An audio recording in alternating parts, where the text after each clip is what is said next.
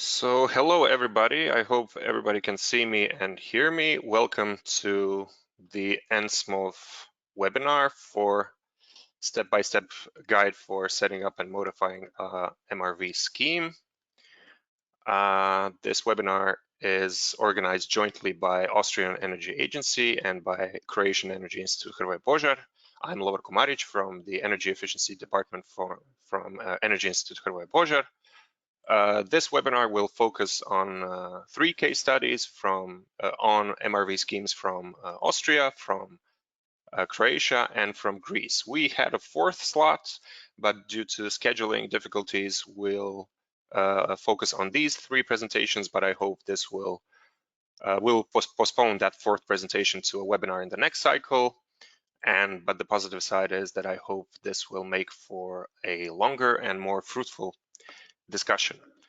We'll begin with a short overview of the Nsbop project by our colleague Ivana Rogulj from IECP, which is the coordinating body for the Nsbop project, and after which we'll focus on the country case studies, namely we'll begin with Austria and then we'll continue with Croatia. Bear in mind that this workshop is being recorded and it can be accessed online after the end of the presentation. And if you have any questions, you can ask them in the chat during the presentation. You can ask them personally after the presentations during the discussion. You can raise your hand. We'll take note of it. We can also ask and forward your questions to the presenters. Thank you very much. And I'm gonna now switch to Ivana and her presentation of the Nsbop project. So, okay. Yeah. Perfect. We can see you, Ivana. Okay. You can start. The floor is yours. Okay, great. Thank you, Lovorko. So, good morning, everyone. And as Lovorko said, welcome to the one of the workshops in ENSMOV project. My role today is to tell you a bit about the scope of the project in which the workshop has been organized, so you see what we are working on. I'm doing the presentation on behalf of the IECP, which is the project coordinator, and Dr. Vlasis Oikonomou, the project manager of ENSMOV project. So our goal of the ENSMOV project is to help member states and the European countries beyond the member states, so also the associated countries and the UK, in the implementation of this energy efficiency policies part, which has been proven as very efficient, the Article 7. This includes both policies related to energy efficiency obligation scheme, but also the alternative measures. And we are also trying to help with the monitoring, verification, and reporting, which has happened to be a challenge for the countries that are dealing with the energy efficiency policies. So the project has started in June in 2019, and the first step of the project was to identify the challenges the countries are facing. This is something that I'm going to tell you a bit more in the next slides, but all in all, our idea was not to just to kind of do the research and present the knowledge that we have as a consortium, but also to organize this kind of events and even the smaller events with a lower number of stakeholders to create this situation where people can share their own experiences and their problems that they are facing, because when you look at it, we can see and share from the theoretical level and from the level of the implementation from some of our partners how the things are going, but the best experiences, the best knowledge is the one that's shared among the experiences of the people who are doing the work with the implementation of the policies and the MRV. So besides doing the knowledge sharing, so the workshops, the webinars, the meetings and so on, we are also trying to sustain this community of knowledge sharing on Article 7, by developing a platform, which I'm going to tell you a bit more later on. But we wanted to create a space where the knowledge could be shared further on, not only among the inside the countries or among the national authorities, but also among the other stakeholders who are either obliged parties or are in any case, in any way, included in the energy efficiency obligation scheme or implementation of the alternative measures. The project has one more year to go, and we are of course now facing all the changes that are happening with the legislative framework and trying to adjust the work that we are doing to it to be up to date and to help the countries face the changes that are coming. The partnership of the Nsbop project is very broad and includes the, as you already said, heard from Lovorko, the organizers of this workshop are both the Energy Institute, so one research institution, and the Energy Agency from Austria. And this is what our partnership looks like. It's consisted of the research institutions dealing with energy policies, but also the energy agencies, which are the ones that are implementing the policies. So we have the knowledge from both the policy developers, the side of this research work, but also from those who are implementing the policies, and they know the difficulties in the implementation. And we are, as you can see from the map, and as I said earlier, covering the countries which are not only the member states, but also the associated countries, which are the members of Energy Community Treaty, having the Energy Community also as one of our advisory board members, because we are willing to help the countries that are just starting the implementation of the Energy Efficiency Directive, or which are a bit later with the implementation than the European Union countries, to do it efficiently. How we planned to do this is, as I said at the beginning, there was the identification of the challenges. These are either challenges from the perspective of the policies or the monitoring, verification, and reporting, but also the challenges that are very much, let's say, technical. So you will see later on, like the number of people that are working in the area can be low in many countries, and this could pose as difficulty for the implementation. So people have, with the implementation of policies, some, let's say, real life problems.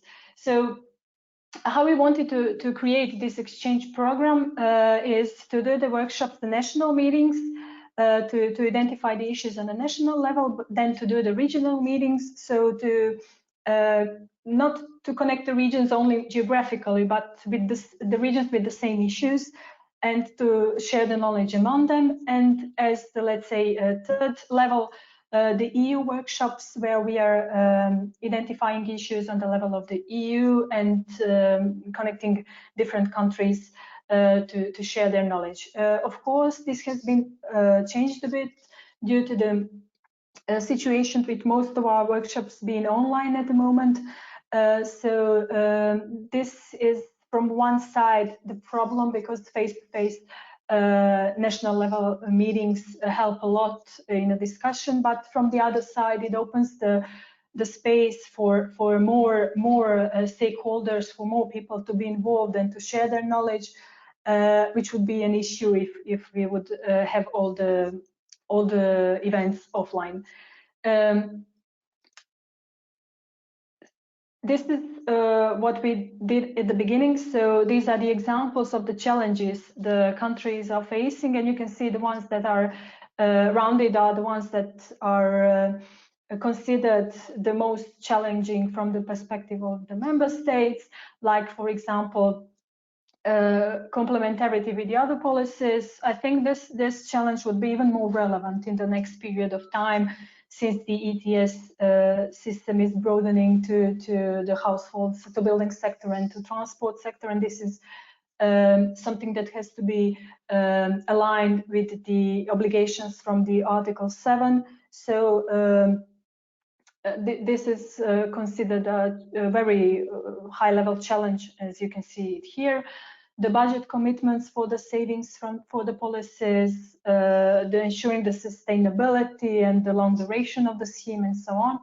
And from the technical perspective, you can see that many countries are having a lack of staff. For example, our experiences are that in some member states, there is one person dealing with the whole energy efficiency directive, and the issues with the energy efficiency directive among the articles are very much different, and the stakeholders are different. So it could be a very huge capacity related problem, or there is a lack of enforcement or lack of role management. It's not very clear, and so on. So these are the challenges that we identified, and based on that, the development of the learning exchange program has continued, has happened. So the idea was kind of to, in the first cycle, to broadly face these challenges and to cover the topics that are concerning everyone who is dealing with the Article 7 ED and monitoring, reporting and verification. For the second cycle, to be a bit more precise with technical issues such as this one today. So here we are going to hear a bit more on the details of the MRVs in different countries. So this is much more detailed and technical topic.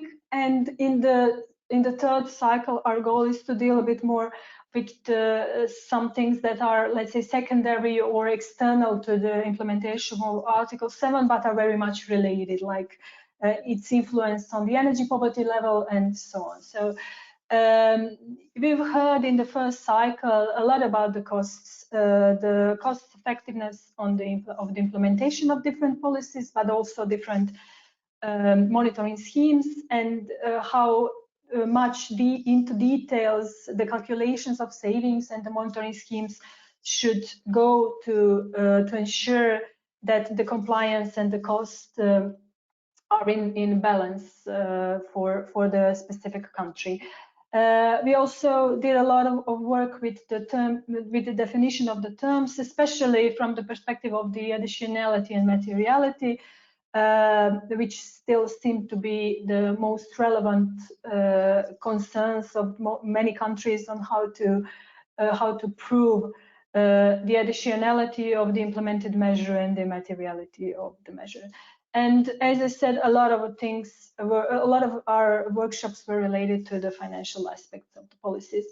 I can say the added to these topics from the first cycle. At the end of the first cycle, we also concentrated on some specific policies, which were interesting, very much interesting at the moment. For example, we had a knowledge exchange among the fuel suppliers, which are also obliged to have energy efficiency measures implemented, and who have very specific issues, like, for example, not being directly linked to their consumers. Or we had a workshop about taxation, which is also very specific measures used in not all countries, and it has its own challenges with the calculation of savings. We also had a workshop which you can assess via our channels on the influences of COVID-19 on the energy efficiency market and the implementation of energy policy measures. I think this one would be very much relevant in the next period of time, especially from the perspective of the changes on how energy is being spent in the households and in the business sector and so on. For the second cycle, we are, as I said, doing a work that's, let's say, much more concentrated on the specific issues. And this one, the first one, is the one that you are listening about today, the comparison of different MRV schemes for member states, and the details on how these are successfully set up and how they work. And I guess a lot of interest has been shown for the first one. the EED and the ETS, the one that I mentioned as a challenge for the future period. So how can this new legislative framework of ETS building into transport and heating, how it can influence the savings and the achievement of the energy savings target.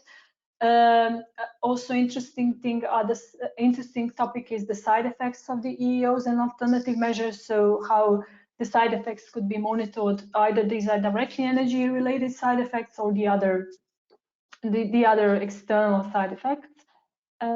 Also, a lot of IT tools have been developed and then different among the member states, and we want to share this knowledge among the member states and help them with the implementation of the calculation methodology IT tools, which will help in the monitoring of the savings. And of course, a well-recognized problem mentioned earlier, the additionality and materiality and best practices on how to simplify the proof of additionality and materiality. Besides this very important challenges, there are also some that are, let's say, added value to the work that is generally linked to Article 7, and these are we want to share among the countries their different business models for the operations of the energy efficiency funds, which is financing and sometimes implementing alternative measures, and the declining rate of energy savings, which is directly linked to the already implemented measures and the situations in different countries. Then the financing sector and the financing under regulated prices as the specific topic. And of course, one specific topic would be also ESCOs and energy performance contracting and how it can be linked to the Article 7 EED. I mentioned the project web platform, so just a few words about it. We wanted to create a space where the knowledge could be shared after our project is ended, so next year. But of course, it can be used already.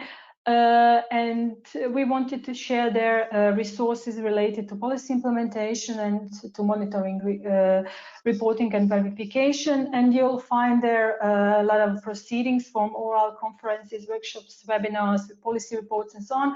But it's not only linked to ENSMOV project. This should be the place for the knowledge share of all the issues that are related to Article 7 EED. So you can find the data, the case studies and all from other projects, from the country-specific work and so on.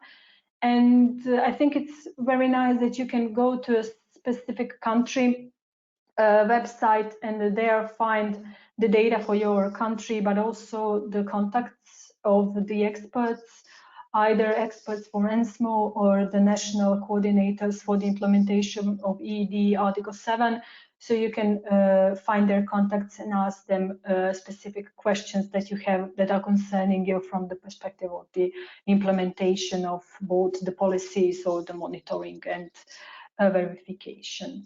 So I'll just say 2-3 words about the monitoring and verification and reporting as an introduction to today's work, because I guess the presentations will be much more relevant and interesting because they are telling us more about the specific MRV schemes that are working in different countries. So the monitoring, all in all, is the observation of the progress towards the target achievement. So let's say the checking of what the country is doing in comparison of its targets of the EED Article 7, and it includes data collection and evaluation. This, of course, includes a lot of different methodologies among the member states for the calculation of the savings, some of which will be presented today, and the tools that the countries are using for the data collection and for the savings calculation, and the evaluation, of course, of the achieved savings. And it also monitors additionality and materiality, which I mentioned, I think, enough times not to bother anymore, but which is very much relevant in the process of reporting to the European Commission. And the reporting is, this is a much, let's say, simple, more simple step. It defines the reporting steps. So implementers of the schemes, either the energy efficiency obligatory companies or the obliged companies or the implementers of the alternative measures, are obliged to report to the monitoring authority, which is then obliged to report to the administrative authority of the country, and then to the European Commission, so that the country could report their joint savings.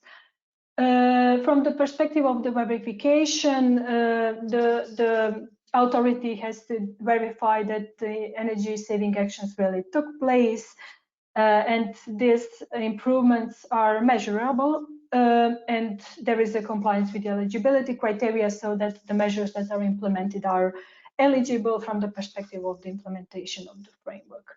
And how the control mechanisms work is to verify the savings is to compare it with the former periods and to see if there are some very specific deviations in the various versions of cross-checks with the data sets from the previous periods, or there are some inconsistencies of, or a very relevant problem of double counting of two different measures which are linked to different legislative framework.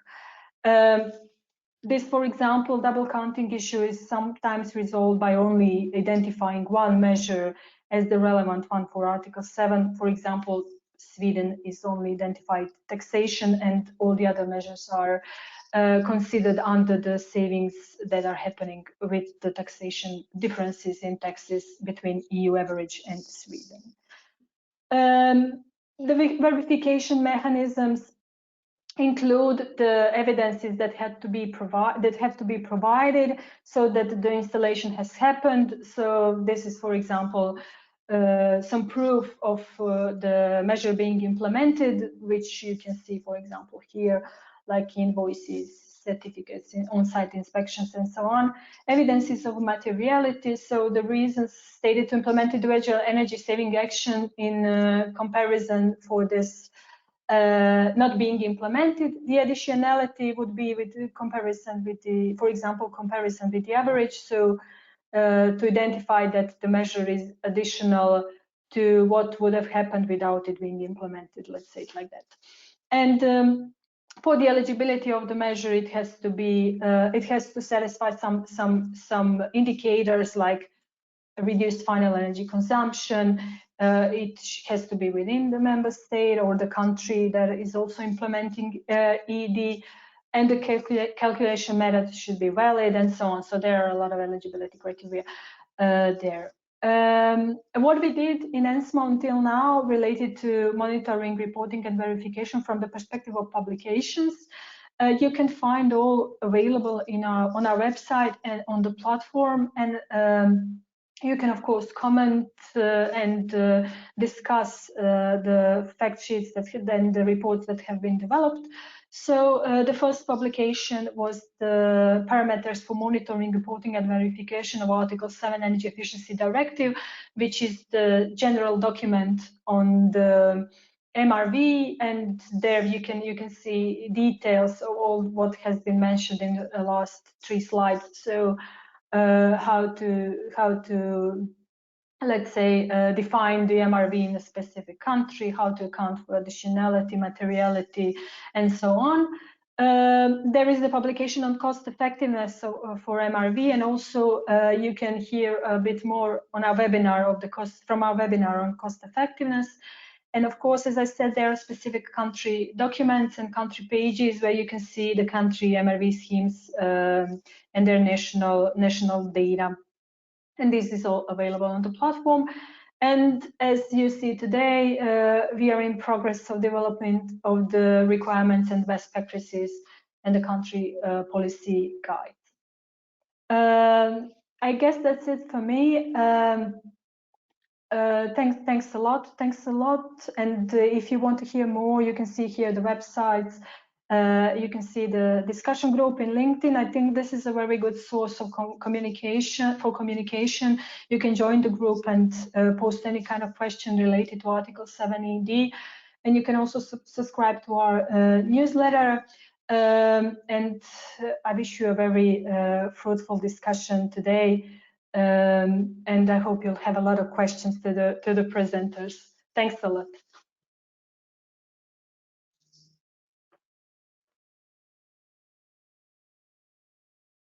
Thank you, Ivana, for the introduction of the ENSMOV project and also for the introduction of MRV. I just want to introduce myself. My name is Timo Liederer. I'm from the Austrian Energy Agency, and my role today is to help Lovorke to moderate the workshop. And now we are going into the presentations that are, of course, more detailed. And the first one, without further ado, I want to introduce my colleague, Gregor Tenius from the Austrian Energy Agency. And he will present the Austrian MRV scheme and go a bit more into detail. Gregor, the stage is yours.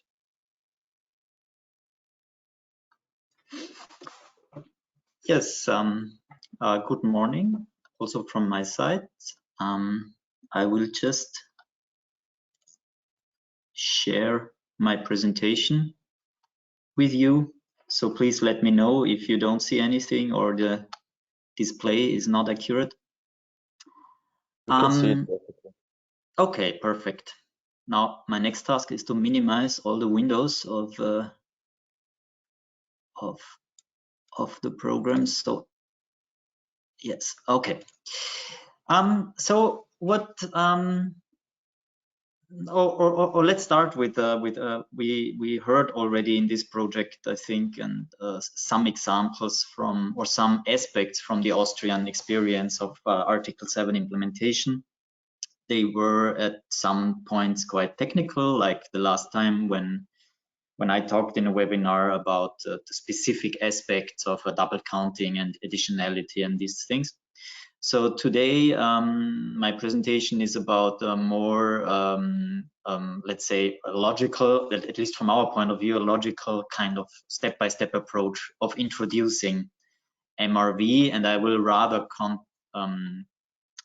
concentrate on the process, let's say, and a little bit less on technical details, although I will mention them.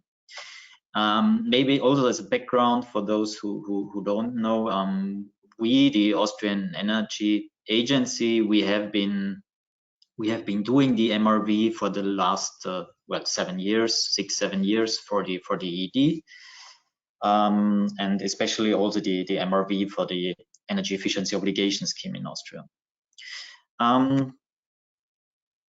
Let's just start right away with some statements that are kind of our experience with MRV. The first one is, of course, and also this project deals or serves at this purpose, is building on existing experiences. So you might have even in your own country a scheme that can be compared with an EAO, and you should take really all experiences from there. Standardization is a huge issue in MRV, especially for EAOs. We have the clear definition of eligible measures. Obligated parties have to be quite clear from the beginning what measures they will be able to claim savings for. And one step further then would be a clear definition of documentation requirements and evaluation requirements. So once the measures are clear, it also has to be clear what kind of documentation we require from the obligated parties. And then there are also some issues that rather concern the costs of an EO. So the deemed savings approach, of course, also has its problems and weaknesses, but it definitely reduces the costs of a scheme because it reduces the effort of calculating savings. And administrative issues like that concerned our work, but also the burden of obligated parties is try to automatize and to make the process as paperless as possible, let's say. And finally, and almost most important, I think, especially when setting up the scheme, is the communication. And I will also have a short, I will shortly come back in some moments to the communication, because I think it's a little bit, it's a non-technical issue, and it's sometimes underrepresented in reports or in presentations, but I think it's one of the most important aspects of MRV. So as I said, the presentation is called Step-by-Step Approach, and I will now try to guide you through step by step to the definition of MRV. So I think even before thinking about implementing or designing an MRV, the most important first question is define the purposes of monitoring. And I mean, you could say it's quite clear cut because of course it's for the ED and for an energy efficiency obligation scheme. But actually that's the first question, right? Do you really want to use the MRV only for the compliance of a legal obligation? Or should the data that you gather or the information that you can gather also be used for other purposes, such as analysis, for example, ex post evaluations, or statistical purposes, or future policy design? So if you think about that, you should also make it clear from the beginning that you want actually to collect more than is absolutely required by law. And the reason I'm telling you this is that, and this is also an experience from us, is once you have defined your MRV and you didn't ask these questions beforehand, it will be very difficult to gather the data afterwards. Also, the technical design can not so easily be changed. It's quite a usually not a very flexible system, because it's a very interlinked system.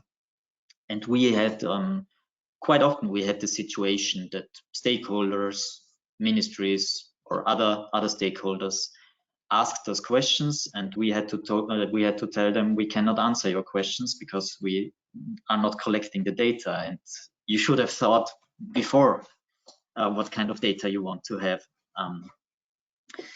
Yes, so that's, I think, really the first important step, and this has to be clear from the beginning. If you have defined the purpose of the MRV, you need a sound legal basis, of course, and so the rules for compliance are laid down. Of course, I would say, well, they should be laid down in a law and in subordinate legal instruments, like, for example, a decree. But then you also have to be very clear about the roles in the system. So who will enforce the compliance? Who is this institution that will enforce compliance? And if you have something like a monitoring institution like we have in Austria, what is the legal character of communication between the monitoring institution and the obligated parties? Is this monitoring institution, for example, an authority, or is it not an authority?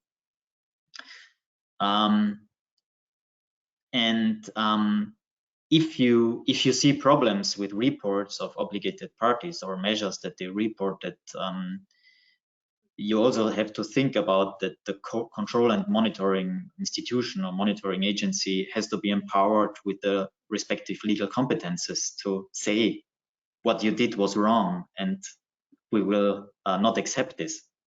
It sounds quite logical, but it's I think it's also very important to make this very clear in a law. And if, for example, this authority, this monitoring institution is not an authority like it was in Austria, so we are not an authority, we cannot, let's say, define fines for obligated parties. We cannot, we can just tell them we will not accept your savings, but our decision in the first place has no legal consequence. So if you don't have this authority nature of a monitoring agency, it has to be clear which body then really makes the final legal statement, let's say. And also one experience that we made, and again, you might think it's quite logical, but I'm not sure everybody thinks about it, is what happens if we do not agree. So an obligated party and the monitoring agency do not agree on a certain case. The monitoring agency says we will not accept your measure, or we will reduce the the energy savings, and the obligated party says, no, I don't agree with you. What happens then? Do you have a defined process of how to proceed? We had some issues in Austria with this problem because it was not 100% clear what happens in these cases. Yes, so maybe just a small sidestep on step 2, the sound legal basis for Austria. We have an Energy Efficiency Act where the obligation was defined, but the details of monitoring were to a large extent defined in a decree that was based on the Energy Efficiency Act. And this decree regulated, we have to say, the eligibility of energy efficiency measures, so exactly what measures are eligible, the criteria of the calculation of energy savings. We, as many others, I think, have two approaches, either the deemed savings, standardized calculation methods, and then guidelines for the calculation of other measures that cannot be evaluated with deemed savings approach. Very important, the documentation criteria for energy efficiency measures. So obligated parties have to know what kind of documentation they will have to provide. And also the quality criteria of what such an evaluator, a person who evaluates energy savings, has to prove knowledge or experience or whatever. So the basics are set, I would say, but so the purpose of MRV and then also the legal basis, but then the real work starts. And as I said before, and I will in a short while again come to this, is then you have to really inform the obligated parties. You cannot expect that obligated parties read all the laws that they are concerned with in detail, and they will know everything by themselves. You will save a lot of hassle and a lot of problems if you have good communication with these obligated parties. For example, via websites, conferences, workshops, or information service, like we had a hotline, still have it, but especially in the first year, we had a very intensive hotline system. Then, of course, you have to operationalize the reporting rules and the reporting and build up the reporting infrastructure. For example, how is the documentation transferred to the monitoring agency? Is it on paper? Is it by mail? Is it electronically? All these kind of things. And also very important, the personnel resources. Especially in the beginning of an EOS, this is our experience, you need a lot of qualified, very highly motivated, qualified personnel to start the scheme. Because if you don't start it very well, you will pay for it in the years afterwards, I would say. And our experience is there is no slow start. So regardless how early you start, you will have a very, very, very sudden start then of the system. And everybody will want to know everything from you. And it's, yeah, there's quite a lot to do.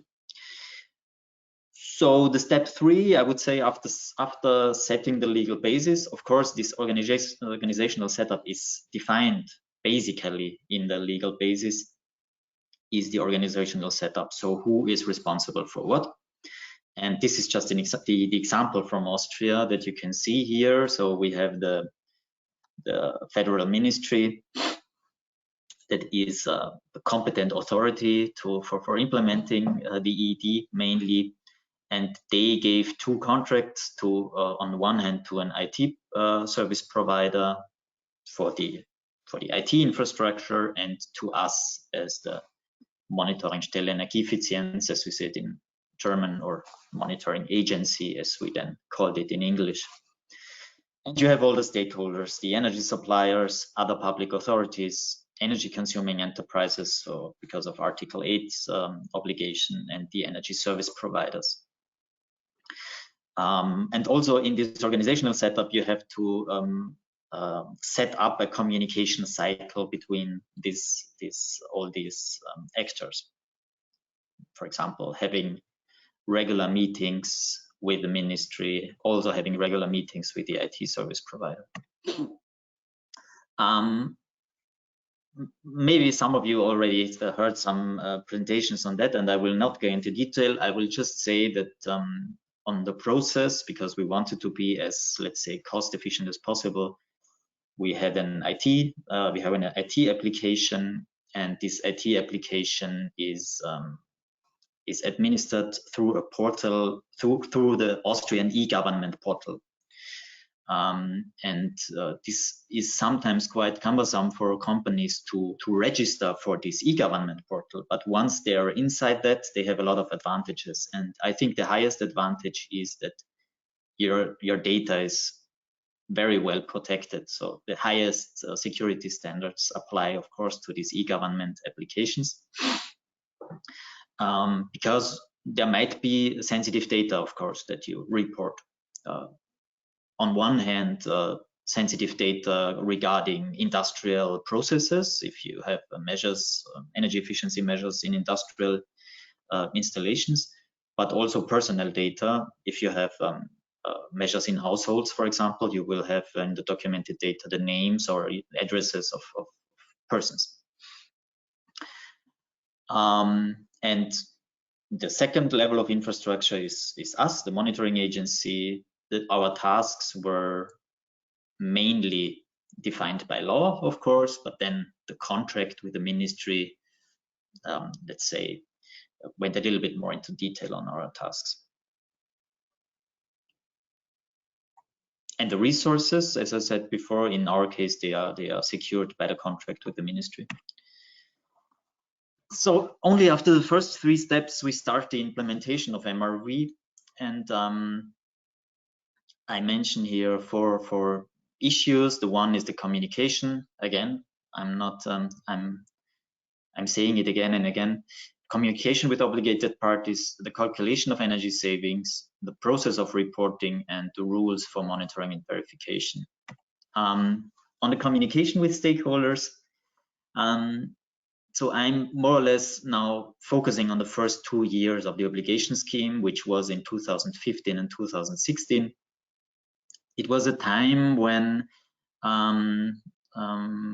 my colleagues and me, I think we were in presentation, in events, workshops, made presentations at least once a week with different stakeholders, with interest organizations, with single companies, with public authorities. So it was very intense, but this paid back in the end, because then stakeholders were well informed.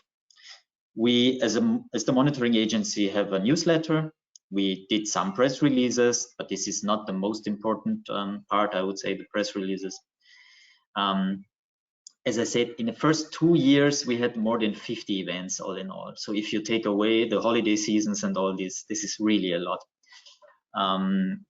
We have our website, www.monitoringstelle.at, where all the information is also available. We try to structure this by target group, so obligated energy suppliers, obligated large companies, and so on, and the hotline. And so this is a rough estimate, to be honest, but I would say we had in this whole period between 30 and 50,000 inquiries or incidents that we had to deal with. So there was really a lot of communication going on. The second thing that I mentioned in the implementation of MRV are, of course, the rules of the calculation of energy savings. This is the one that we're interested in the end. And as I said before, we have 2 basic methods to calculate energy savings: the standardized methods, which are mostly deemed savings measures, and the individual calculations. And these rules of how to do this individual calculations, are laid down in the decree, actually.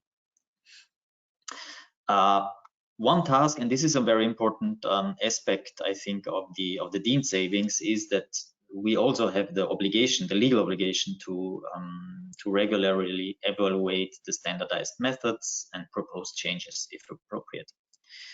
So we do not have to implement these changes, but at least we have to propose them.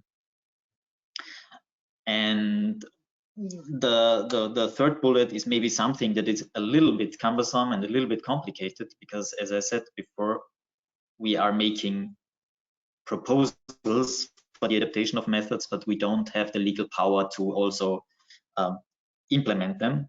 So the decision is up to the competent ministry that has to change again the decree, which is a little bit time consuming and quite complex. And of course, one important task of the Energy Agency is the development of energy consumption, to overview the energy savings that have been reported, and produce reports to the Austrian Parliament and but also to the Austrian public.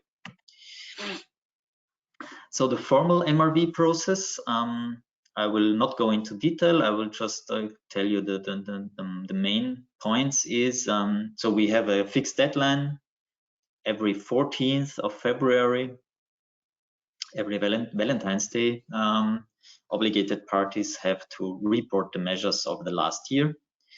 And they basically, what we did here, and this also reduced the costs, I think, for obligated parties, they only have to report what is absolutely necessary for us to make basic checks of the measures.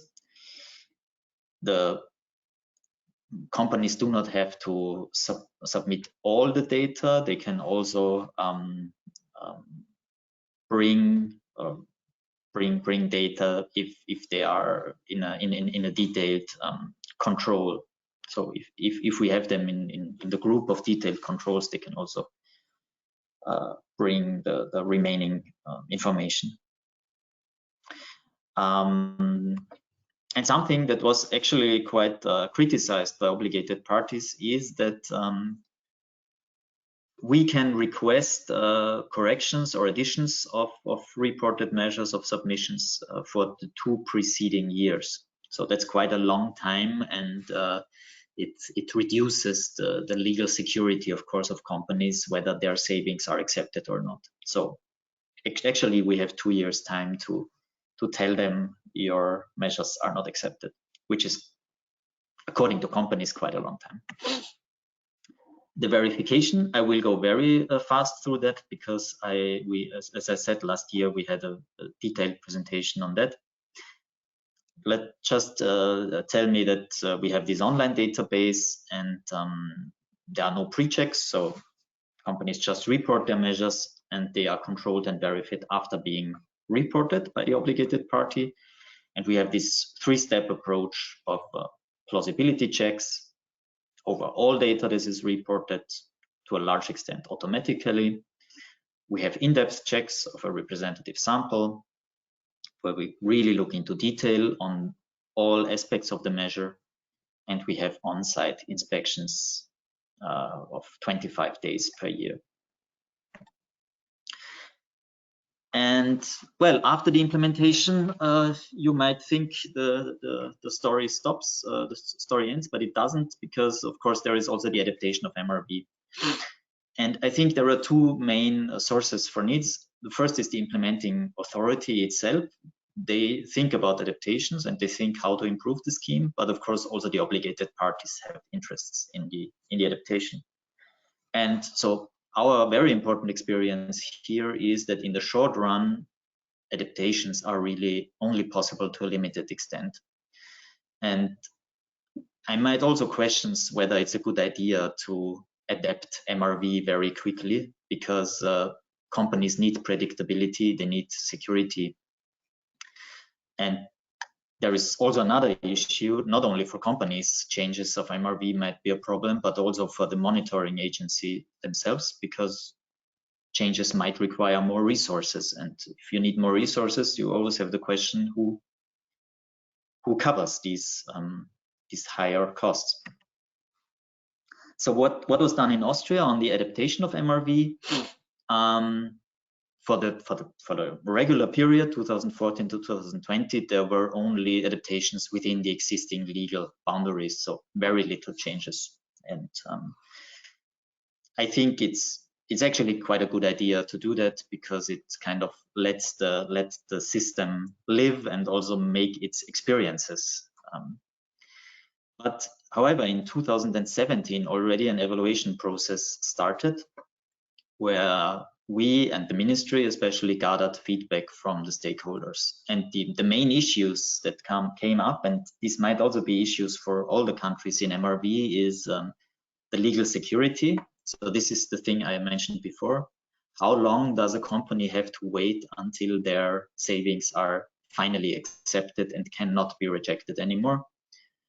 The reduction of administrative burden, it's a huge issue in every EEO. I would say it's not realistic to expect that that an EEO is a non-administrative scheme. It's a quite technical scheme, and but you have some possibilities to reduce the administrative burden. The additionality of energy savings. So there was quite an open discussion on how much the EEO really brought to or delivered.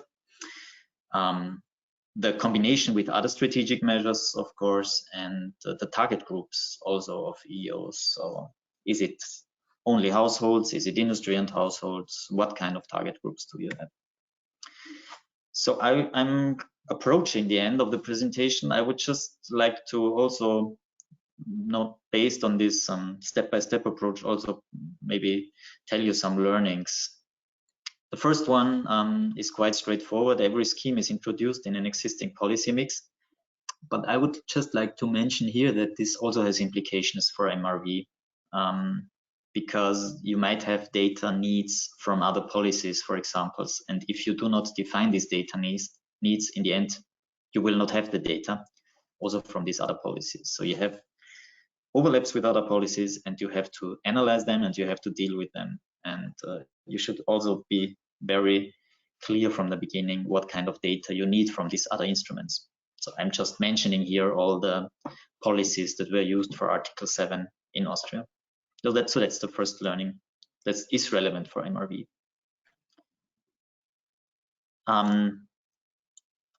The second is something that I mentioned already before, but I would like to highlight this really, is that there is a trade-off between adaptations of the scheme. It sounds very interesting to hear that the scheme is very flexible and you can adapt it just in time, but just think about what this means for the stakeholders. And so our experience is that sometimes actors, obligated parties, but also the institutions in charge of monitoring are happy with non-optimal situations as long as they are stable. And in an ideal world, of course, you should already, when you design your MRV, think of possible adaptations. So which screws you want to involve in the scheme, and define really objective criteria, quantitative criteria maybe, how they will be changed. So this would, to a huge amount, of course, increase stability and predictability of the scheme.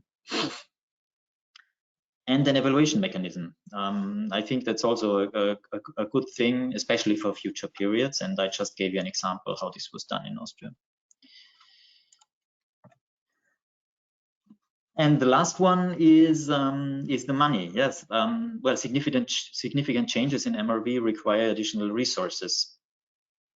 And our experience is that once you have defined the resources that are available, which is really an amount of money more or less for MRV annually, there are really very limited ways to make MRV more effective with the same amount of resources. And you have the question, that's a political question, of course, but it's very relevant. Who will finance the additional budget? Who will pay for it? And I think the area where this is most true is with the IT infrastructure. It's incredibly complicated and expensive and cumbersome to change IT infrastructure once you have implemented it. And in some cases, it's even not possible because you're already using the existing infrastructure, and it might even not be possible to change anything about it. So maybe to the end, some experiences. as I already said, but I would really like to highlight that the companies want legal certainty. And for example, one proposition that always sometimes came up in Austria is that for larger energy savings measures, companies want or might want to have a pre-checks of compliance. So even before they report the measure. In some cases, standardized methods can trigger undesirable side effects. I didn't really go into detail on that, but the problem with standardized methods for deemed savings, of course, is the advantage is that you reduce the administrative burden of evaluating energy savings, you create stability. But if you see that the method doesn't work or it creates undesired incentives, the measure itself, then it's also a problem to change that, or it should be possible to change that. Reserve time. I know it's not always possible, and it's probably also the same in all countries that the time is always lacking, but the more time you have, of course, the better.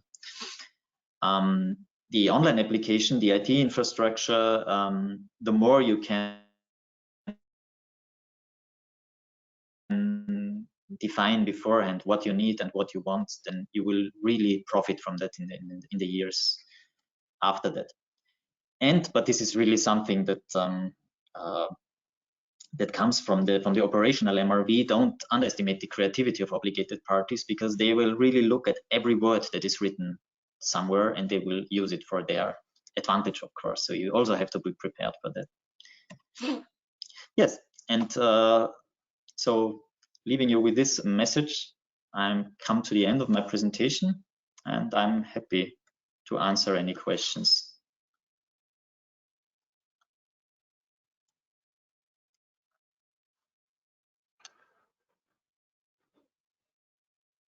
Thank you, Gregor. If there are no questions at the time, there will be still opportunities to ask questions after the next presentation and at the end of the workshop. So now if there are no questions and no hands raised, we'll switch to the Croatian Energy Institute Hrvoje Požar, Vesna Bukarica, who is the head of Department for Energy Efficiency at EAHP. I will be the presenter, but I will give just a moment.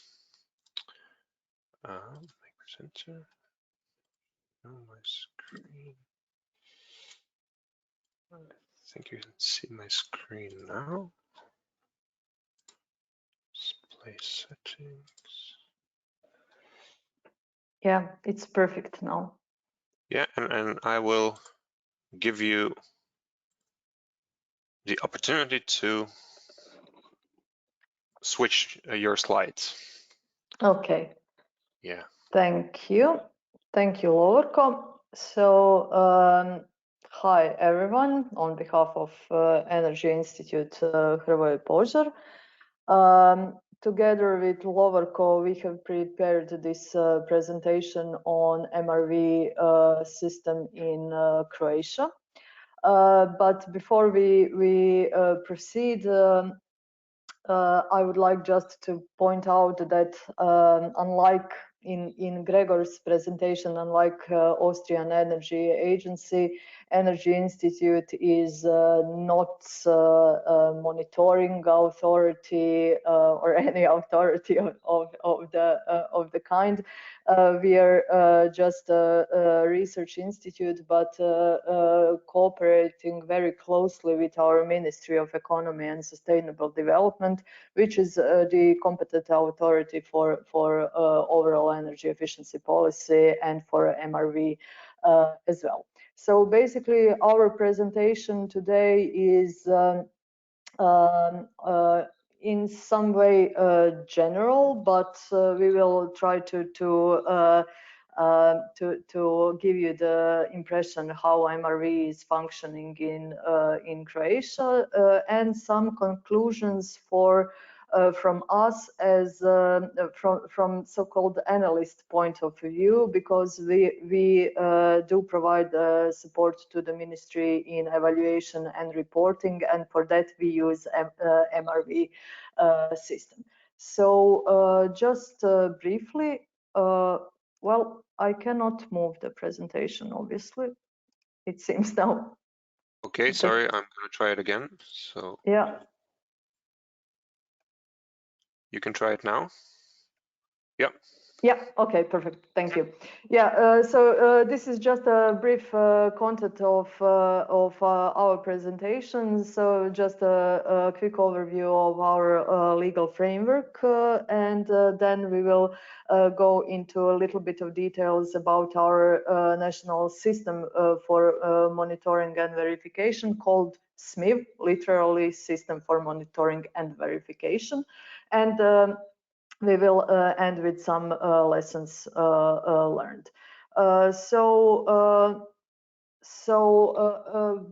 Regarding the legal framework, our main piece of legislation regulating energy efficiency and transposing energy efficiency directive into Croatian legal framework is law on energy efficiency. The first version of the law was adopted already in 2014, and it was amended several times. The last amendments were actually adopted in April this year. So these last amendments came into force on 24th of April, if I'm not mistaken. So we are now really in a fresh start, and with these amendments, we did transpose also requirements of revised energy efficiency directive. The major changes were related exactly to Article 7 or famous Article 13 in our law.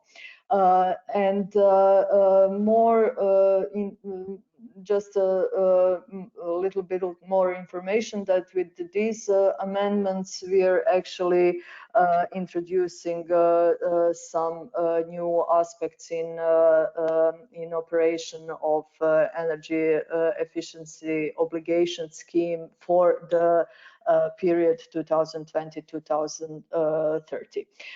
In that respect, we should also state that our law quantifies the targets for Article 7. Their numbers are actually in the law.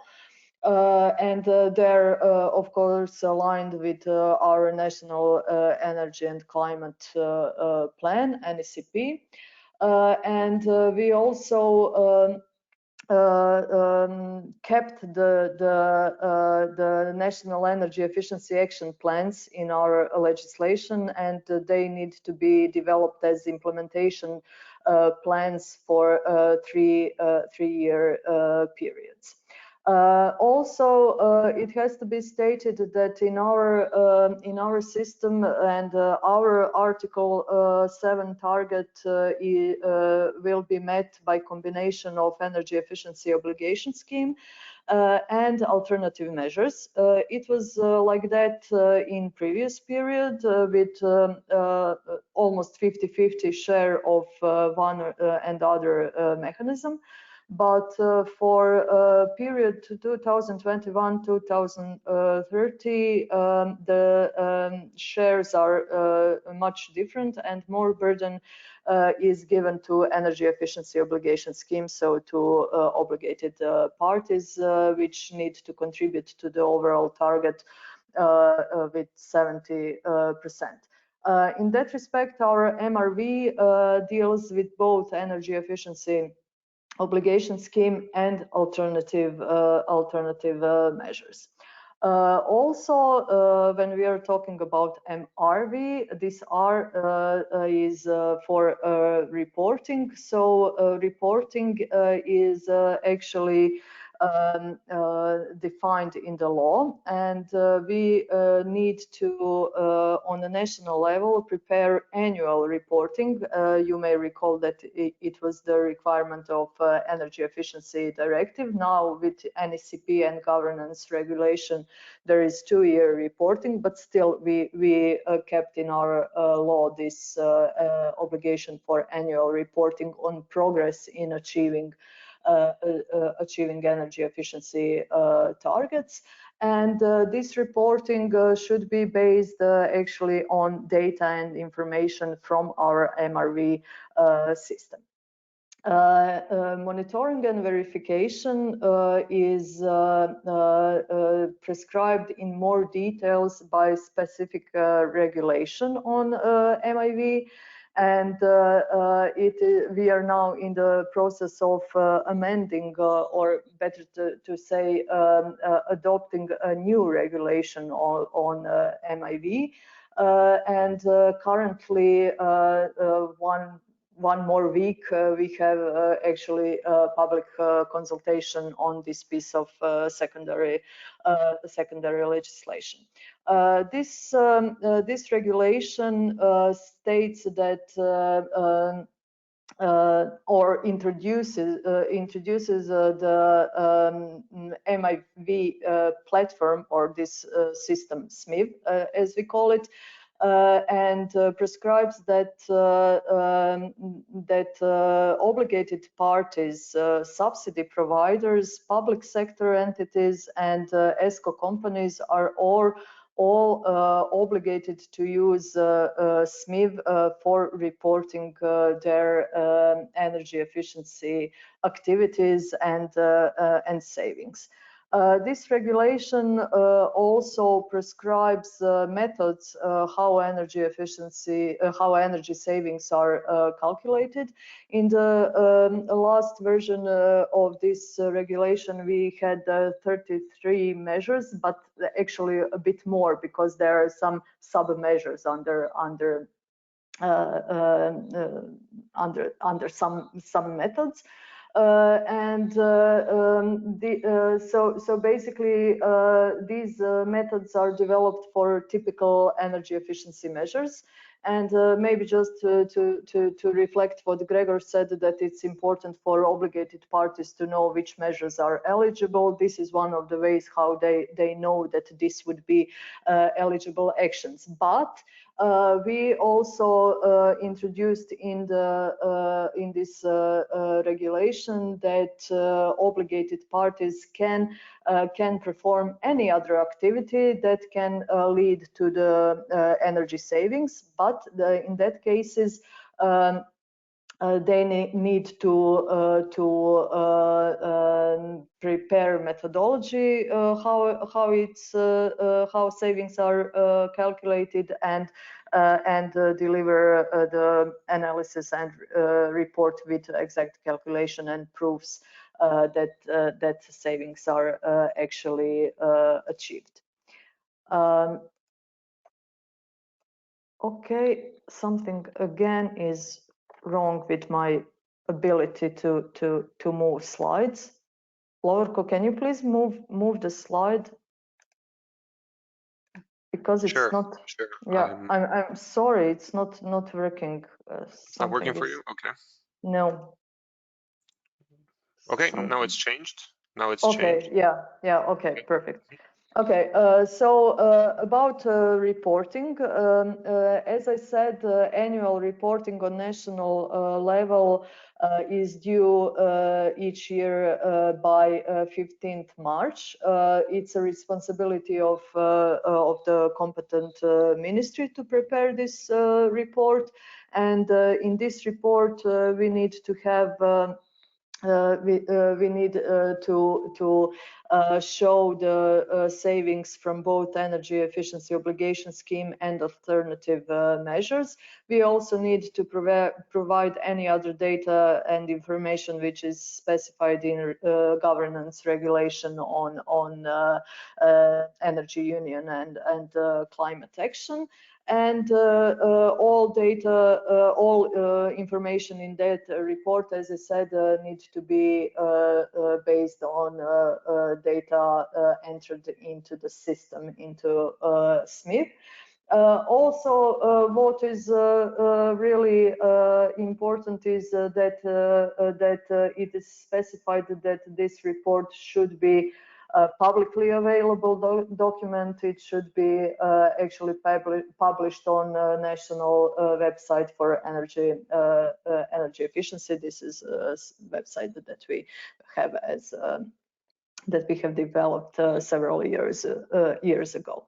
Monitoring is defined in regulation as a process of data and information collection about energy efficiency measures. So we collect not only what measures are implemented, but also different data on this measure. So type of measure, description, location. Of course, in the system, we need to input data that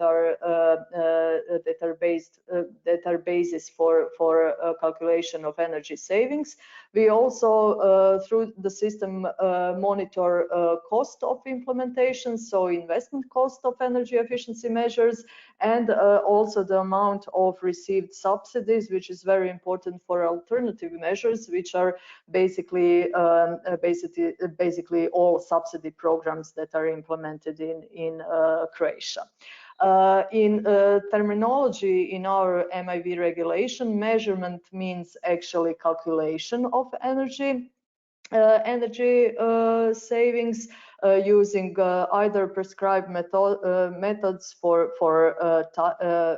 typical measures, or as I explained earlier, for some untypical energy efficiency measures, special elaborate on these energy savings should be prepared. It is important to emphasize that calculations should be performed by authorized persons.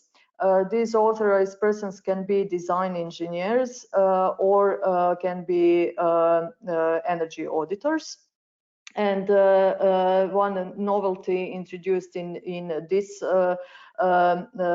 regulation, which is currently in public discussion, is that these persons need to have qualification in the segment for which energy efficiency measure is related. For instance, if it's something related to lighting, then we need to have electrical engineer and not architect. That's the point of that provision. And then verification. Verification is actually the final procedure in this whole system, where competent authority, and that is National Energy Efficiency Coordination Body, actually confirms that savings are achieved. So in case of obligated party, then obligated party is sure that these savings are okay. And or in case of other savings, this confirmation, this verification actually is the end of the process, meaning that competent authority accepted these savings. We have a national energy efficiency coordination body or authority. Previously, it was entity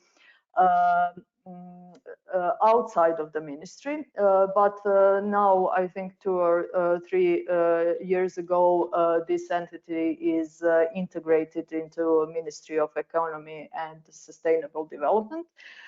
So basically, we have a monitoring and competent authority within the same ministry, which is convenient, I would say. But I would also like to reflect on one point that Gregor said, and that is that capacities, human capacities, are needed to work with MRV, and in Croatia this is always a struggle. And I think that it's we can say that we are significantly undercapacitated for all the requirements that MRV has in relation to Article 7 and in relation to energy efficiency in general. So basically, in Croatia, one person is dealing with MRV in our ministry. I hope he's here today with us, and this is really huge effort and burden for one person. Okay, so for next slide, Lovorko, if you can switch it because it's not working again. Thank you. I would like now to go into a little bit details about SMIV, about our MRV platform. And it's very convenient that that actually this presentation follows Gregor's presentation, Austrian Energy Agency presentation, because SMIV was inspired by Austrian system. I think some 7-8 years ago, and the whole platform was developed through regional cooperation implemented by GIZ, Open Regional Fund for Energy Efficiency. So this platform is not only used in Croatia, but in some other Western Balkan countries as well. And in Croatia, we are using SMIV since 2015. From that time, it was updated several times to improve functionalities. The most recent update was actually in 2020 when we introduced new methods, because previously there were only 19, and as I said, now we have 33 methods in our regulation. And also some new features were added, like transfer of savings. I will show it a little bit later. Also possibility to account larger savings for energy poverty related measures, and also possibility to calculate not only end use energy savings but primary energy savings as well. This feature is added but still not completely functioning. As I said, the SMIV is obligatory tool for subsidy providers in wide sense of this term. For public sector, for obligated parties within EOS, and for ESCOs. But at least until now, because obligation scheme is introduced only from 2019 in Croatia, dominant user of SMIV is our energy efficiency fund as the main subsidy provider. So basically more than 90% of all entries into the system is performed by the energy efficiency fund. This will change because energy efficiency obligation scheme goes on in this period. So we are expecting that actually more and more measures from obligated parties will be introduced. Currently, I just checked yesterday, we have more than 16,000 entries into the system. So basically, we can say that that is more than 16,000 energy efficiency projects in this database. As some general rule is that one entry is one project, but it doesn't have to be like that. For one project, there might be cases when for instance, 2 entries are possible. For instance, if we have energy renovation of building, and we also have photovoltaic on roofs, so we put photovoltaic as a separate measure. So basically, this platform SMIV is actually database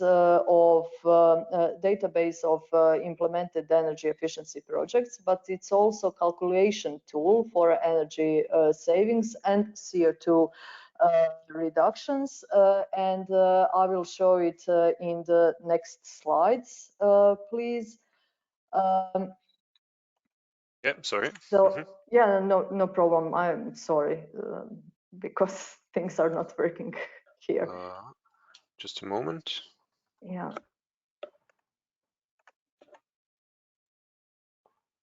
I'm sorry everyone for this technical difficulties. It's something wrong here with Okay, my it's working now. setup. Is it? Yeah. Yes, this is it. This is just a screenshot of our system. After you log in, you go to for instance, entry of new measures. Then these the measures are divided into sectors. I don't know. It's all in Croatian, so maybe you don't understand. But these pictures here show that we have sectoral grouping of measures. So we have for buildings, we have for industry, we have for transport, and we have for other sectors. Then you go and you select the measure you would like to enter, and that leads us to the next slide. And in the next slide, you see the form how we enter the measures into the system. So we put the title of the measure, description of the measure, location. Location of the measure is important to enter because then automatically some meteorological data can be taken from other databases like heat in degree days. We also enter the date when the measure is implemented, and the system has in the background lifetimes of measures. So basically, then it's stated here how long this measure is valid, or how long the lifetime of energy savings is. Then we also have an owner of savings, and just here at the bottom we have input data for calculation of energy savings. You can always see the formula how savings are calculated, and you see here drop down boxes. You can choose from reference value in case you don't have data for specific projects, but preferable is that you use your project specific data for calculation of energy savings. So Lovako, if you can just click to show this drop down.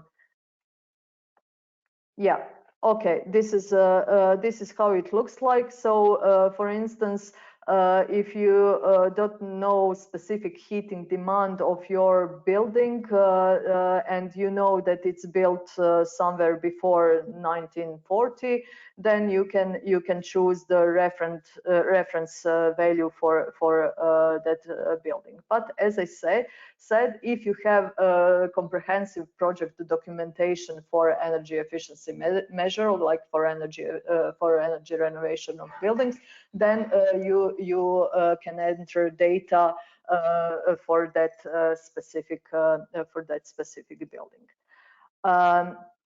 Next, okay, yeah. Next are some screenshots of some specific issues. So co-financing, we also enter data for each measure. This is especially important for alternative measures, to know what is the relation between overall investment costs and subsidies received for that measure. There is also this documents form, where we actually upload documents that are proofs that measure has been implemented, and that input data for calculation of energy savings are correctly used. This is the model where obligated parties or energy efficiency fund or whoever enters the data into the system uploads actually this documentation. There are of course cases where documentation is huge and the system does not allow this huge amount of documentation to be uploaded. In these cases, this documentation is sent to the ministry separately. Also, the most recently added module is for transfer of savings, which is actually a feature important for energy efficiency obligation scheme, because obligated parties can buy or transfer savings between each other. If they have surplus, then that is possible. So let's say trading is possible. This SMIV is not a trading platform. This should be clearly stated. It just records here this transfer of savings, but to prove the transfer has been legitimate, let's say it that way. There needs to be a contract between two parties stating that these savings are transferred from one to the other. So this is it. We can move forward. Yeah, and this is just an example how also when you enter into the platform, how you see all the projects. So one row is one project, and then actually, if you want to make some, of course, you can filter. For instance, you can filter for obligated party or you can filter for sectors, or you can filter for specific type of measures. But if you want to make any analysis, then you have an option to export data to Excel, and then outside of this platform, all analyses are being performed. So this is not an analytical tool, it's a database of performed energy efficiency measures with calculation tool for energy savings. And how does it look like when we make analysis from it? We can see on next slide. So this is just an overview of results for 2019. So all measures in the system from 2014 to 2019, we exported. At that time, there was more than 15,000 projects. We exported to Excel, and we did in Excel all analysis to group them by years, by specific measures, and to calculate annual and cumulative savings. The same was done also for energy efficiency obligation scheme. This slide is not intended to go into our results. that is something for other topic, but just to tell you that that analytical and evaluation work follows after export from this system. And this leads us to next slide and to some lessons learned, but as I said at the beginning of this presentation, from the analyst's perspective, so basically from someone who does the work after we export all the data from the system. So in that respect, of course, there are some improvements that can make analyst life easier, and that would be that some more strict and mistake-proof IDs of measures are introduced to enable easier grouping of measures. It's not that important, but it was a struggle to correct all mistakes in entries of some IDs of measures, and it can be resolved by clearly defining the fields in the system.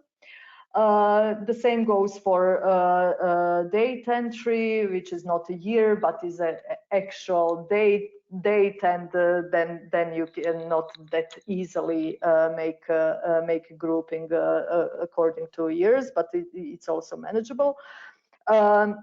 Then also we saw that maybe in our system we could have a more detailed distinction to sectors and subsectors to enable better analysis.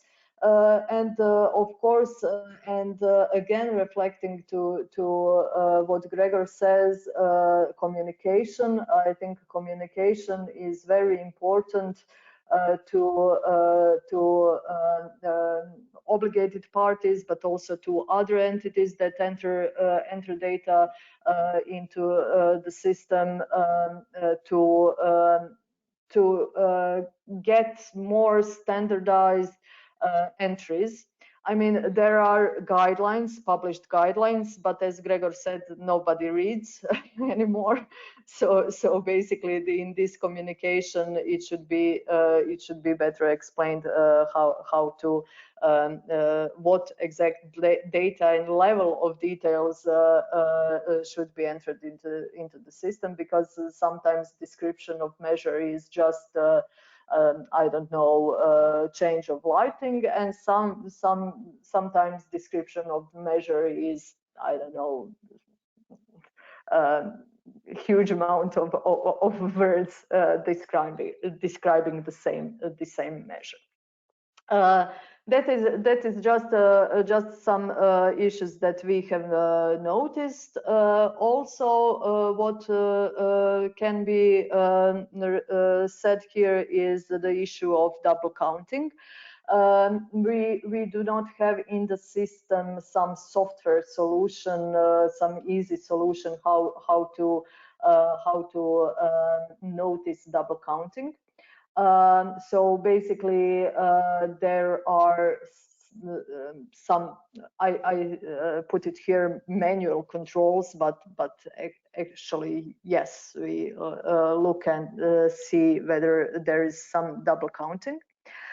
This issue we are trying to solve through regulation. Because it is now strictly and clearly stated in regulation that energy efficiency obligation scheme and alternative measures cannot mix which is very important. And it is also clearly stated for local authorities that they should enter only those measures that they have implemented themselves with their own financing, and not with state aids, with state financing, because that was the actually the most usual double entries into the system. Also, there is a need to have let's say mass entries of measures that are similar, and where it doesn't make sense to enter each and every project. For instance, electric cars that which are subsidized, and we are doing it in this way. But just to point out that it doesn't make sense to enter, I don't know how many thousands of electric cars into the system, but also to make it, but just to make it as one entry into the system with n number of vehicles. And also it needs to be this option should be further analyzed to see whether this is also a good approach for some other mass measures. I'm speaking about alternative measures here, dominantly like single family houses. So this is something which needs to be analyzed to see whether we benefit from individual calculation of energy savings or this group calculation. And I'm coming to the end, so just a few more slides, and so yeah. What are lessons learned in Croatia? It is that actually this system that I presented, SMIV, it is actually crucial, critical part for our overall MRV system. Honestly, it's a huge help to have this kind of database of all energy efficiency projects. It enables not only reporting, which is legal obligation, but it enables evaluation from different aspects, from cost effectiveness, from subsidy levels. So I think it's a important tool, not only for reporting, not only for verification of savings for purposes of energy efficiency obligation scheme, but also for enhancing our policies based on evaluation results. Having this kind of tool actually requires that this tool is maintained. It requires that tool is upgraded on regular basis, but not with some life-changing upgrades, as Gregor also nicely put, because there is time needed for all users of the system to get used to it and to use it with no problems. For closure of this presentation, I would also I will only reflect a little bit on verification, because as I said, verification is based on entries into the system and proofs. You remember this upload of documents for each measure. So basically, each measure, implementation of each measure must be documented, and verification is documented based, verification is performed on these documented evidences.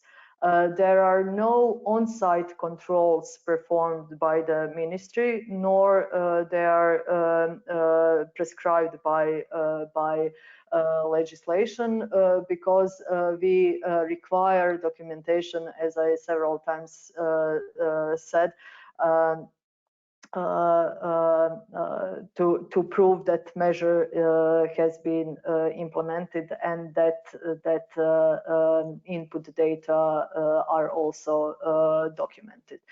Also, a new regulation introduces this so-called elaborate of energy savings. That is predicted as a document which will actually summarize everything from this documentation, because documentation can be very, very huge. This elaborate should be made by authorized experts, and it will facilitate this verification process for competent ministry, because it will be actually the short or summary of all documentation based on which a ministry will do the verification.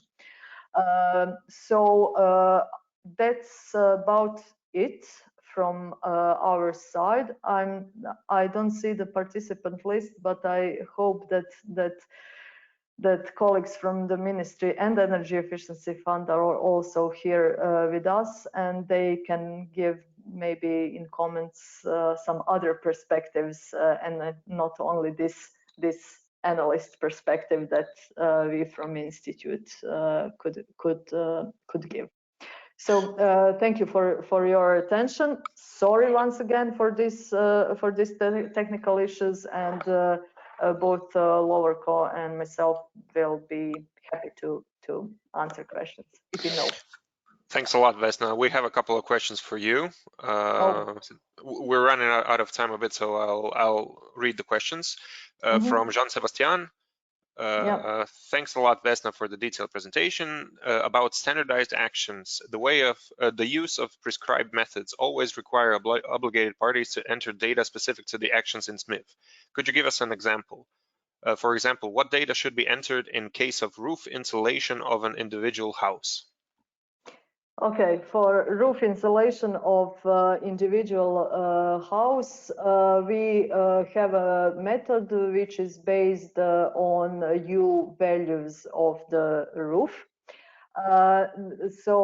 These U and usually when you make such a measure, you need to have energy certificate before and after the measure is implemented. So these U values of insulation should be it's prescribed in that way, are visible in energy performance certificate before and after implementation of measure. So basically they will enter this real, let's say, real data into the system. Similar for I don't know, lighting also, but maybe lighting is a better example because someone changes light bulbs, but has no records what the light bulbs, what was the rated power of light bulbs before. So in that case, they can use for before situation reference values, which are determined based on usual stock average, right? So they can use a reference value, but for a new situation after implementation of measure, they need to use real data. So it will be LED, I don't know, 25 watts. So that's it. Yeah, thanks. And related to that, another question by Jean-Sebastian: are the data entered in SMIV by the obligated parties or EE fund, or by the end users, e.g. building owners? no end users. No end users, because it would be too much users of the system. So basically, for alternative measures, most of them only energy efficiency fund enters the data. And for energy efficiency obligation system, only obligated parties enter into the SMIV, even if, for instance, obligated party did not implement the measure but has bought savings from some third party. Then it enters nevertheless that savings into the system, together with the contract that they have bought the savings from the third party. But no third parties are using the system. So basically, the system is dominantly used by energy efficiency fund and obligated parties, in much lesser extent ESCOs, and because not many projects of that kind, and public authorities, but also in much lesser extent, because public authorities, local authorities, usually implement measures with, say, state subsidies, and then energy efficiency fund enters the measure. I hope that was clear. And another question from Sam. Great presentation. Can you link the reporting data on measures to meter data to evaluate energy savings based on consumption levels, comparing, e.g., buildings with measures installed and buildings without measures installed? Oh, that's a tough one, and maybe I can read it, because no, I don't see it actually. Metered data. Well, I think if I understood the question correctly, do we check the metered data before and after implementation of some measure, and to see how savings determined in that way relate to this savings determined based on project documentation? Well, it's not done actually on legal basis, on regular basis. It's only metered savings are only important for ESCO projects, but this is something that we are like working on. Why? Because we noticed that there are, of course, differences between calculated savings and actual energy consumption happening even after implementation of measures. But this part and this analysis will be firstly done for public buildings, and based on these conclusions, we will probably update the methods. Yeah, I think that's it, but I'm not sure. Great, thanks, Vesna. Jean-Sébastien has one more question, but we can leave that by the end of the workshop because we're running a bit of time. There is one more question for Gregor from Livio. Question for Gregor. Deemed savings with documental checks are sure efficient from the administrative cost point of view, but in Italy they lead to some large frauds in the last years within the EEO scheme. Did you experience something similar, and if yes, how did you face this issue? Gregor, I'm going to temporarily turn you into the presenter. Make you a presenter. Yes. Okay. Yeah. Well, I'm not sure whether the deemed savings aspect is the decisive one, but rather we experienced things like that, but rather for mass, let's say, mass measures like LEDs, for example. So there were suspicions that some of the LEDs that were reported to the system were not accurate or did not exist, let's say. But I don't think it has to do with the way how you evaluate the savings of these measures, but rather with the identity of the measure itself being a mass measure. So with frauds, generally we did not make a lot of experiences, but then I come a little bit back to the issue I discussed in my presentation, that we are not an authority. So it's actually quite unclear what happens if we determine a fraud. We can actually only inform, I don't know, the Ministry of Finance or the General Attorney, but there is no, let's say, no formal way of how we communicate this, for example, fraud problems to the competent authorities. And I think the main issue with the deemed savings approach for me is what Vesna just mentioned, the difference between the expected savings and the realized savings. And sometimes it's very difficult to change these deemed savings values. And this was rather discussed in Austria on the deemed savings approach. So the difference between the real savings and the assumed savings, let's say ex ante assumed savings. Okay. Okay, I think Timo, you can introduce Christos, and we can move on with the Greek presentation. Thanks. Okay, we don't have that much time left, so yeah. So the next presenter will be Christos Tsourkolias from TRES, from the Center of Renewable Energy Sources from Greece, and he will tell us about the Greek MRV scheme.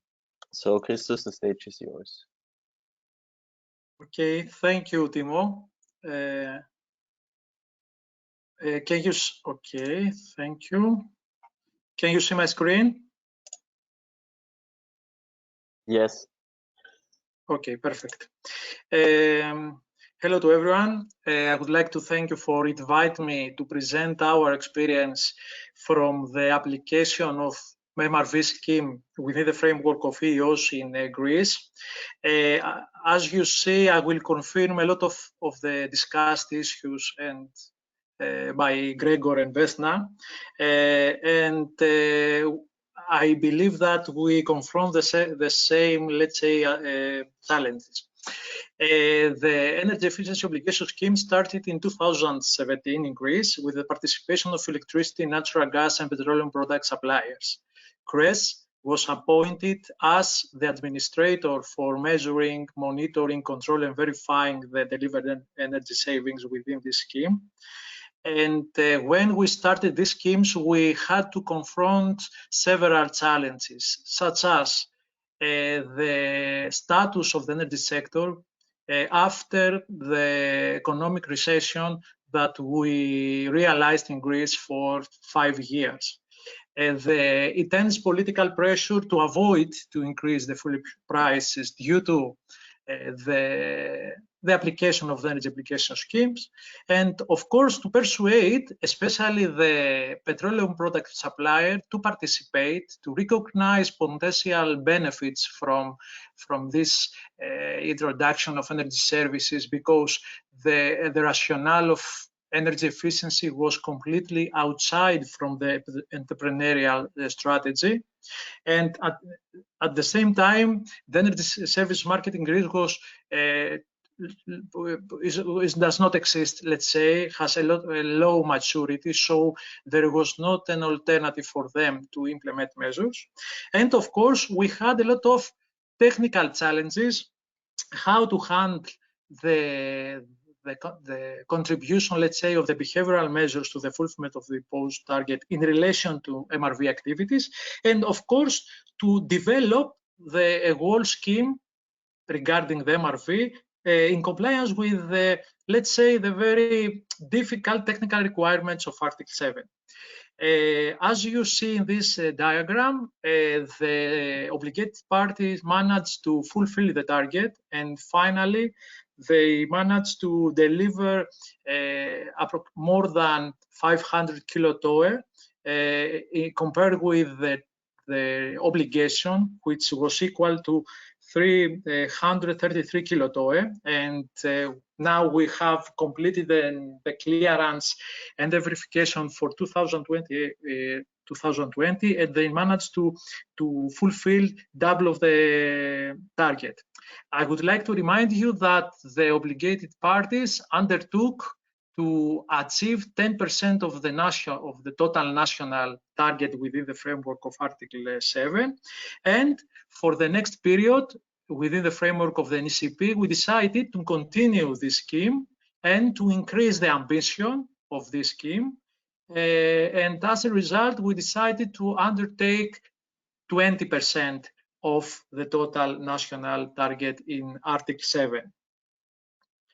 In this table, it's presented the contribution of each measure. As you can see, almost 30% of the target of the verified savings was derived by measures in transport sector, fuel additive, promotion of high efficient lubricants, promotion of LPG, 45% from behavioral measures, and the remaining one from other technical measures, especially in industrial sector and in the renovation of buildings.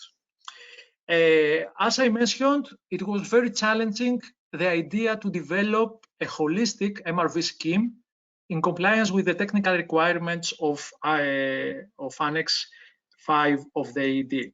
The initial, let's say, principle of this scheme was to facilitate the efficient measurement, to facilitate the effective collection of the required data, the effective control and verification activities, so as to result to the precise and structured reporting of the savings, and of course to be used as a tool in order to evaluate on a continuous basis, let's say, the implemented measures.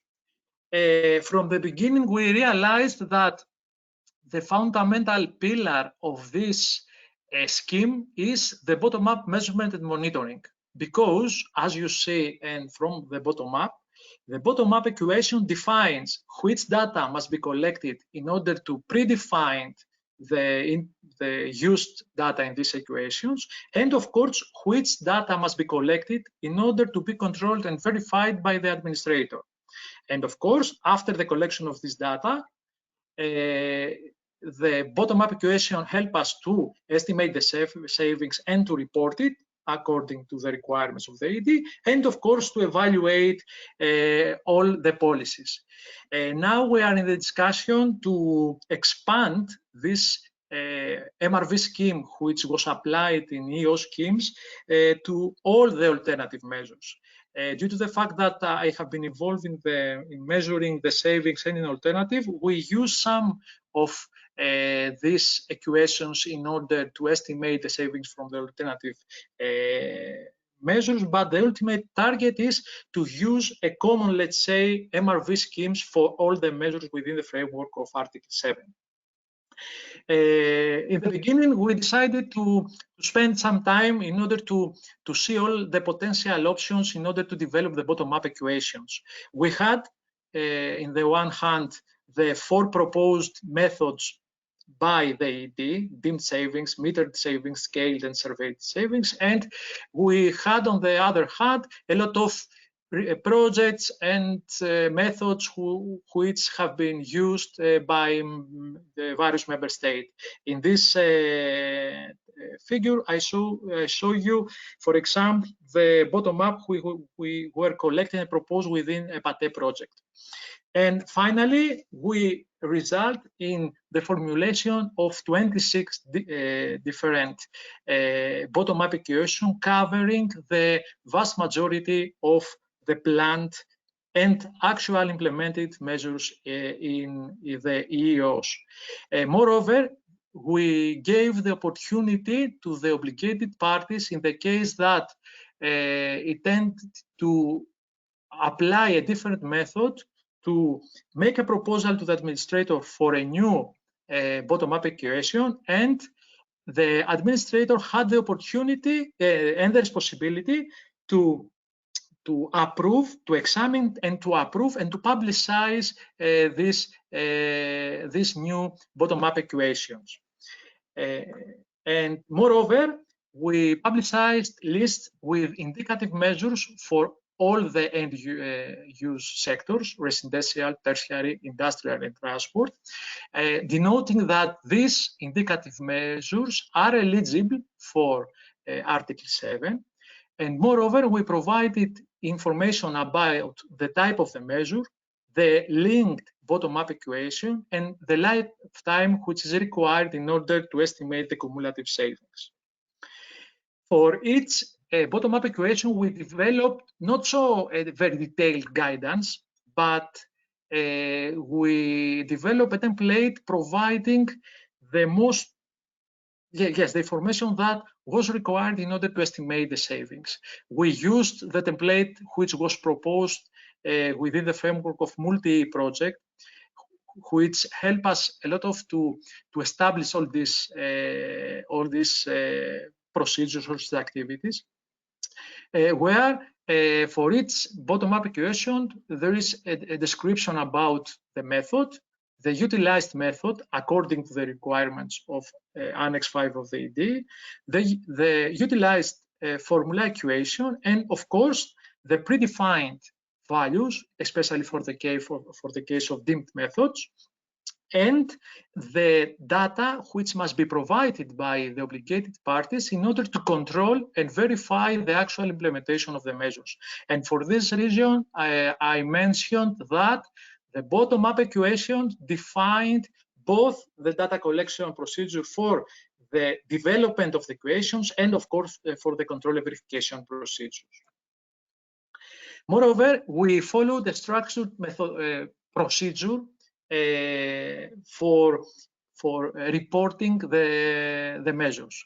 First of all, in the beginning, we set the obligation to the obligated party to develop and to prepare an annual compliance plan, which must be given in the July for its reference year. The idea of this annual compliance plan was to, and is, because we will follow the same procedures and for the next period, was to describe the measure, the calculation methodology, and to propose the control and verification items. After the submission of the annual compliance plan, the administrator control this and provide recommendations for the implementation of the measures. And it was a procedure in order to agree with the obligated party which procedures must be followed in order to avoid later problem during the control and verification.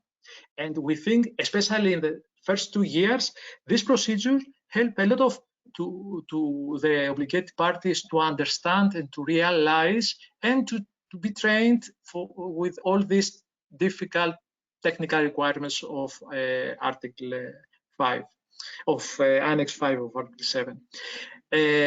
Moreover, after the provision of the recommendation, the obligated party implemented the measures and they submit the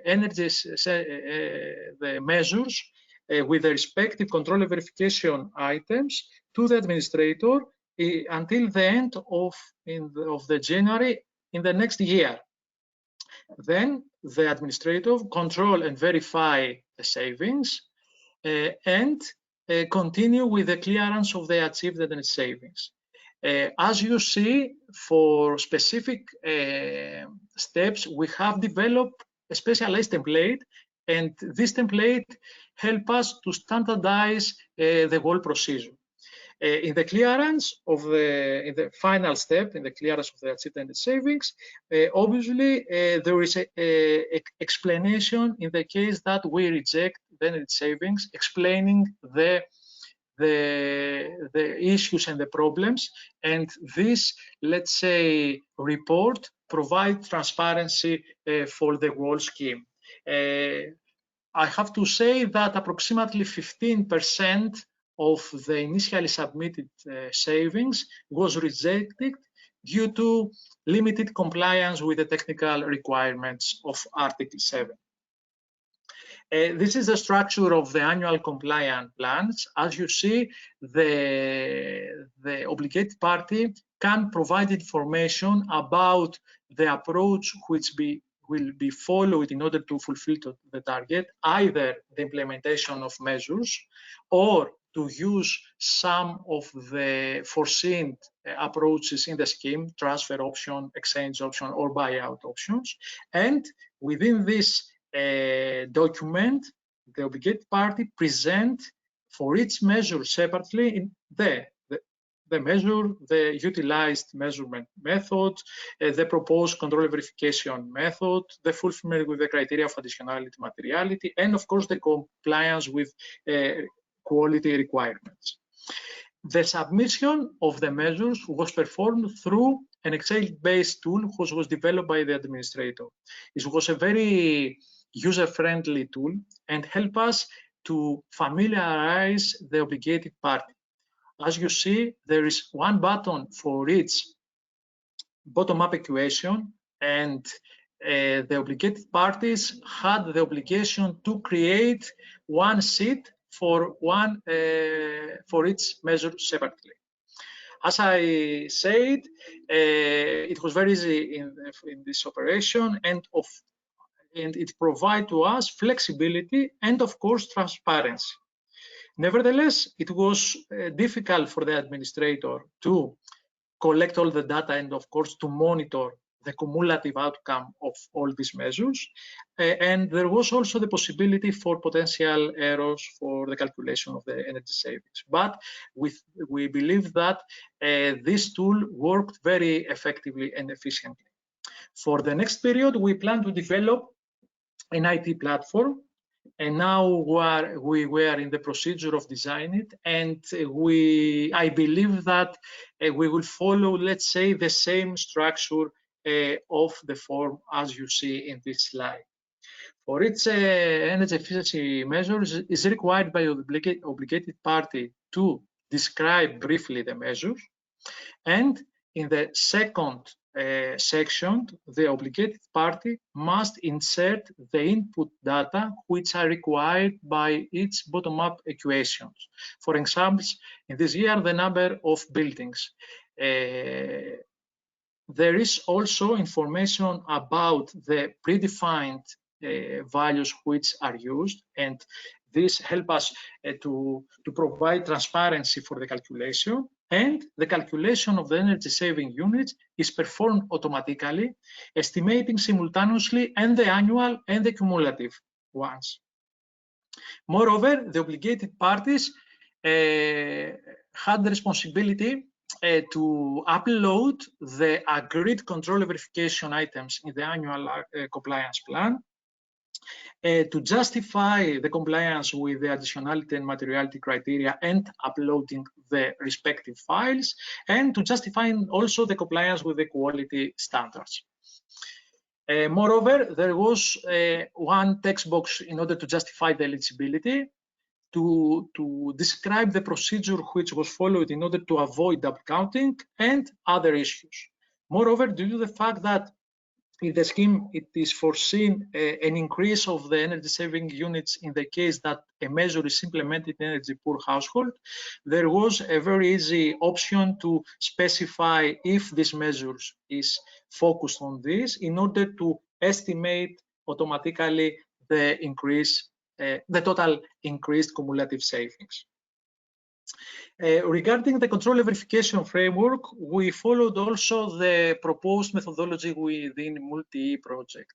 And this procedure consists of 3 different steps: the conduction of plausibility checks for all the reported energy savings measures, and the conduction of in-depth checks in stage 3 for the measures which have been selected in the control verification sample in stage 2.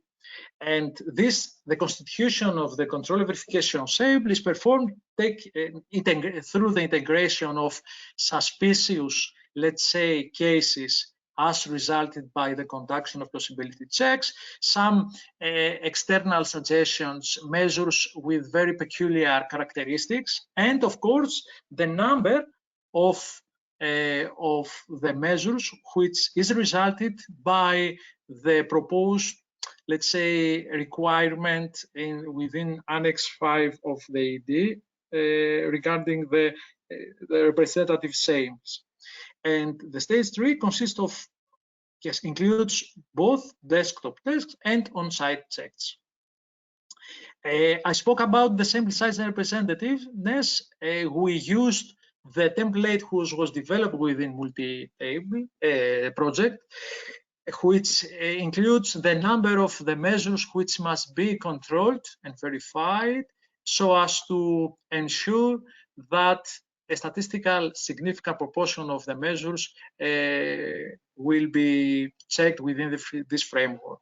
For the majority of the measures, we followed the combination of confidence level equal to 99% and confidence interval to 10%. And as you saw, we managed, especially the first 2 years, to check with, to verify with on-site checks more than 90% of the reported savings. This was not so difficult. We had various technical measures and industrial sector in buildings, but the vast majority was by soft measures, so it was easy to do. But we prefer to control and verify with on-site checks because we had the opportunity to discuss with the implicated party all these difficult and specialized issues. And this helped us very much in order to improve the existing level of understanding and knowledge of them.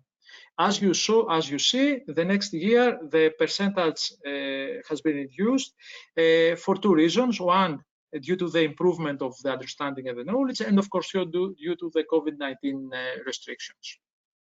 Moreover, in order to handle several difficult technical issues, we carry out several activities, such as the conduction of a survey in order to estimate the affected population and behavioral measures in compliance with the provisions of the surveyed method.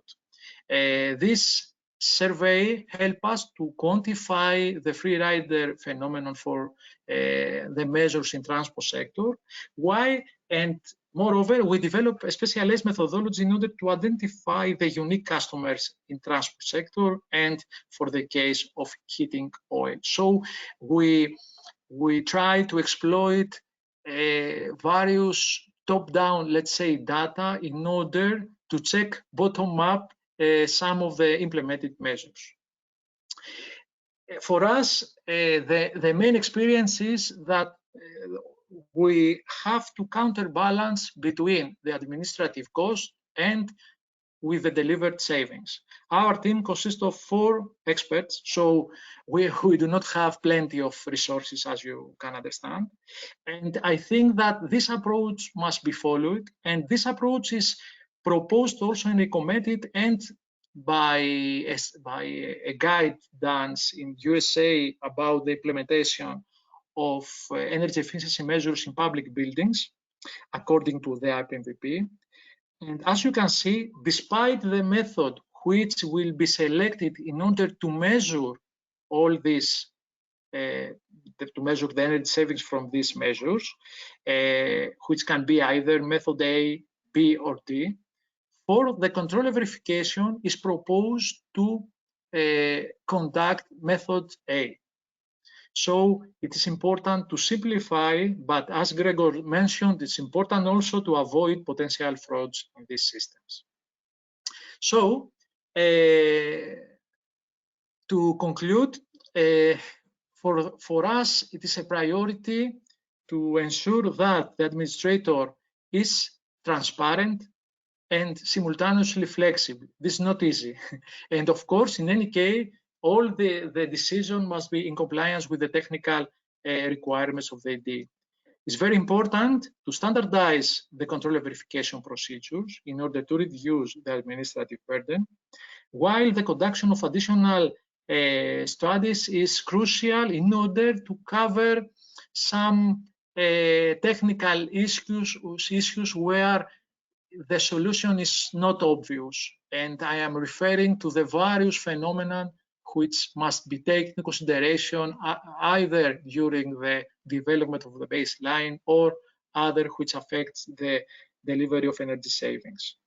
We expect that the application of these MRV procedures through an IT platform will become more effective and will result to lower administrative burden, while it's very important to provide access and to exploit all the available information and the existing data sources.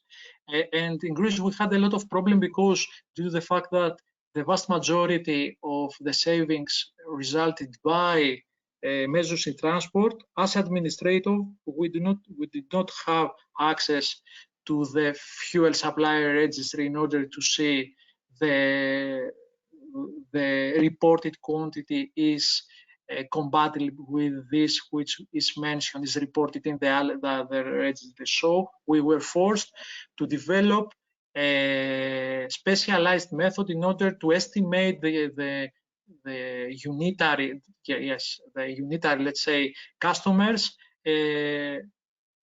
take into consideration the required input data in the bottom maps. And finally, for specific measures, especially in industrial sector, we decided to get external help, specialized expertise in order to cover all these technical issues, because the team was not able to, not feasible to cover all these technical peculiarities of all these measures. More information about the bottom-up equations, the procedures are available in our site, unfortunately in Greek. But in the case that you have any information, you want more information, or you have any question, I'm in your disposal for discussing it. Thank you very much. Thank you very much, Christos. I don't see any additional questions. There was a question for an additional question for Vesna from Jean-Sebastian. If an EPC is required systematically and that obligated parties need to enter the data in SMIV, then the administration costs might be quite high. So, question about. Yeah, I agree with that. Yeah. So both a question and a potential conclusion. I don't see any additional questions. Maybe somebody.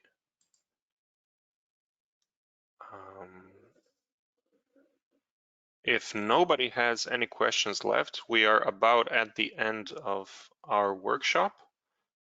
So thank you very much all for attending. I think in the end, 3 presentations were very comprehensive, very detailed, and they were quite enough for the schedule that we had.